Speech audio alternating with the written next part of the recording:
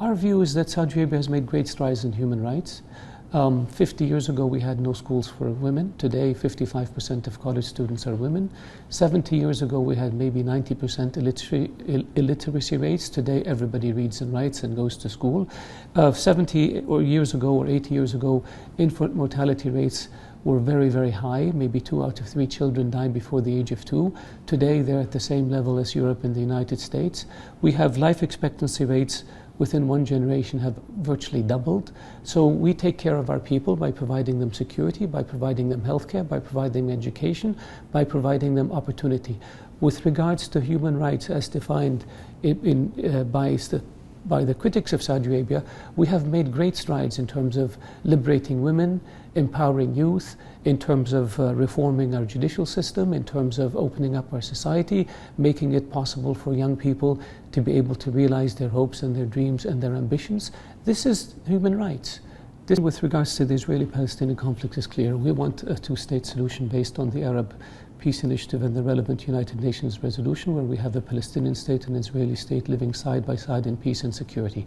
That remains our position. We believe that we were instrumental in moving the Arab world away from the 3 no's announced in Khartoum in 1967 that said no to negotiations, no to recognition, no to peace, by putting forth the late King Fahad's 8-point plan at the Arab summit in Fez in the early 80s, which was adopted by the Arab world, which basically called for a two-state solution. And then later at the summit in Beiruut in 2001, we put forth an Arab Peace Initiative that called for what I mentioned, 2 states, recognition, normalization of relationship, and everything that it entails in terms of good neighborly relations. And this was adopted by pretty much the global community. That remains our position. Now, the countries that have normalized with Israel, those decisions are sovereign decisions that are really up to those countries. What we have, and if that leads to a change in Israel's position with regards to annexation of Palestinian territory, or if it leads to a softening of Israel's position with regards to negotiations, then there may be some benefit in it. But as far as the kingdom is concerned, our position remains that normalization can only come if there's an agreement. Our relationship is strong, our relationship is dynamic, our relationship is multifaceted. The Biden administration has made it very, very clear that it is committed to the defense of Saudi Arabia, that it is committed to defending Saudi Arabia against external threats. They have made it very clear that they will continue to provide Saudi Arabia with defensive weapons in order to be able to defend itself. And so I really don't see much of a change between this administration and the previous administration in terms of their commitment is solvable. We believe there is a political solution out there. We're trying to achieve that political solution and have been trying to do so since the beginning of the commencement of hostilities several years ago. We have supported every effort and every initiative by the UN Special Envoys to arrive at a solution. We have worked to unify the Yemeni government, to unify the North with the Southern Transition Council. We have provided more than $17 billion in humanitarian assistance. We have made it very clear that the only solution in Yemen is a political solution based on the GCC initiative, the outcomes of the Yemeni National Dialogue, and UN Security Council. It's very clear to our friends in Europe and in the US, as well as to the United Nations Special Envoy. The Taliban in Afghanistan are on the terror list that doesn't stop aid from going to Afghanistan. In Syria, you have Daesh on the terrorism list, and that doesn't stop aid from going to Syria. Hezbollah in Lebanon is on the terrorism list, that doesn't stop aid from going to Lebanon. The Al-Shabaab in Somalia are on a terror list, and that doesn't stop aid from going there. Boko Haram is on a terror list, and that doesn't stop aid from going into the G5 Sahel countries. And so our position is, we wonder why is it that because the Houthis are on a terror list, it's going to stop aid from going to Yemen. The aid is being stopped as we speak by the Houthis. They steal the aid, they sell it to finance their war machine. They induct young boys, 9, 10, 11 years of age, and put them in the battlefield, which is against international law and severe violation of human rights. They indiscriminately launch ballistic missiles and drones against civilians, whether it's in Saudi Arabia or even in Yemen. And they robbed the central bank.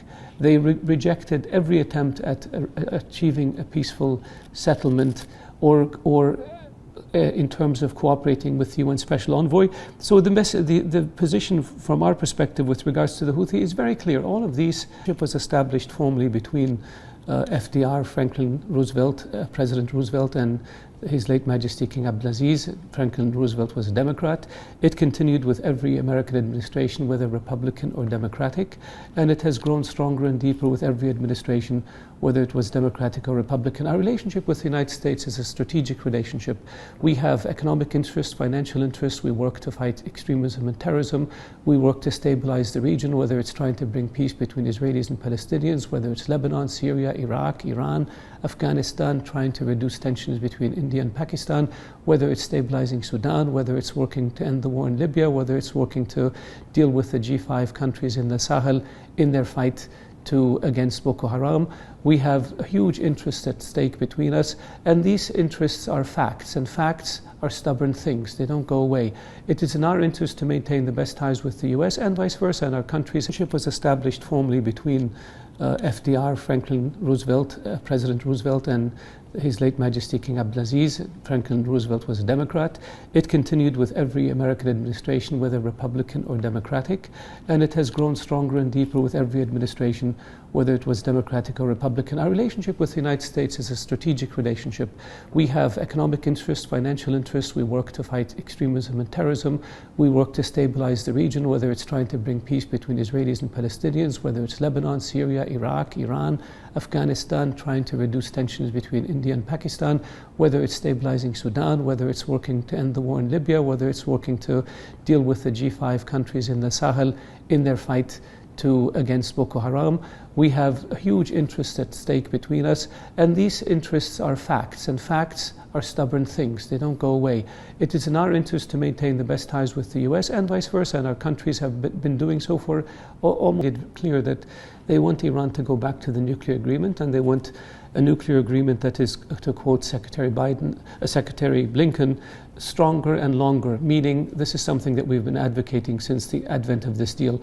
We want the sunset provision to be eliminated so that Iran indefinitely cannot enrich uranium, and we want to have a more broader and deeper inspections mechanism to make sure that everything in Iran can be inspected should there be a need. We also believe that there should be an effort to deal with Iran's support for terrorism and its involvement in the affairs of other countries and with its ballistic missile program.